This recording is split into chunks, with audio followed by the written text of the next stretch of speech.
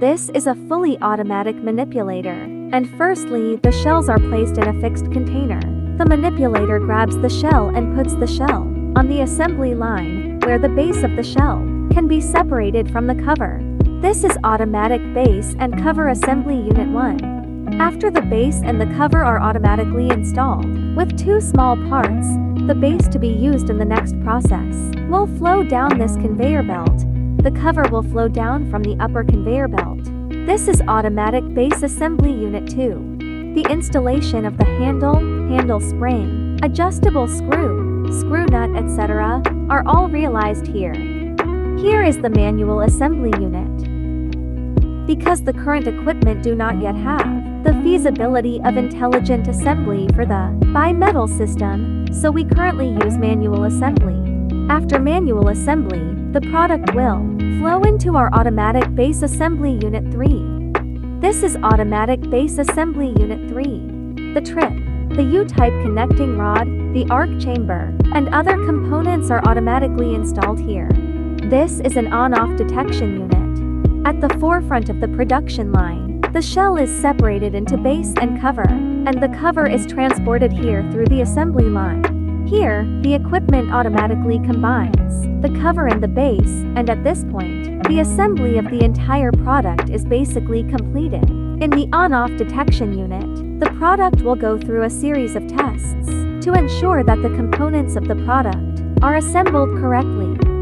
This is the riveting unit. After passing the test, the product will flow into the riveting unit to realize the automatic riveting of the product. After the riveting is completed, according to customer needs, some products will require side laser marking.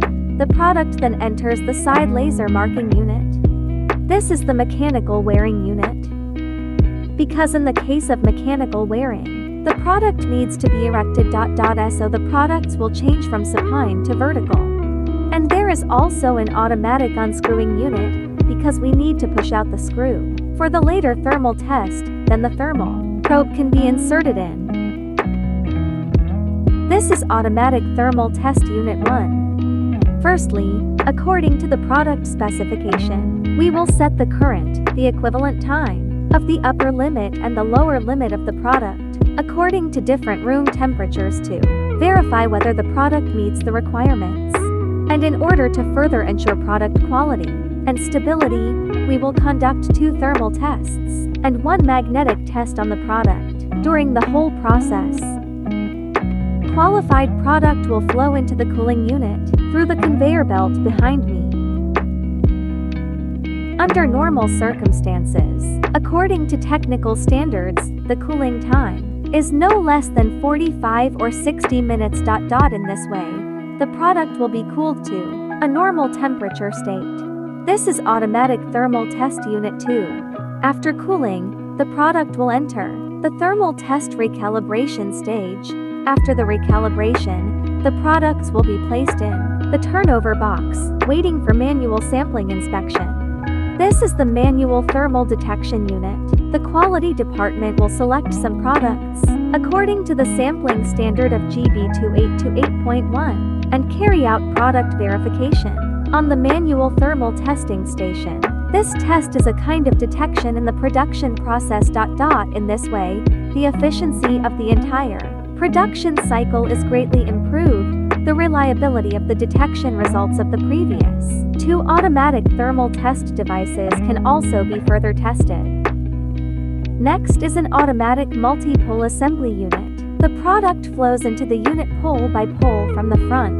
Then, according to the requirements of the order, the products are automatically assembled into 2 poles, 3 poles, or 4 poles. After the product is assembled, it will enter an automatic riveting unit. After the product is riveted, the product becomes a hole. After that, the product will enter the automatic magnetic test, on-off test, and high voltage test unit. After that, the product will enter the automatic magnetic test, on-off test, and high voltage test unit. This is the cleaning and laser unit, and our pad printing unit, in order to avoid the dust on the surface of the product from affecting the quality of pad printing. Before pad printing, the product is cleaned by plasma. in the cleaning unit to ensure a good pad printing effect. This is our automatic DIN rail mounting unit. After this step, our product is basically completed from assembly to testing. This is the packaging unit. After the product is finished, it arrives at the packaging unit after a series of operations such as manual inspection of the appearance. Workers will put the product into the inner box, and then into the outer box, and finally realize the automatic sealing of the box by the machine. This is the automatic sealing unit.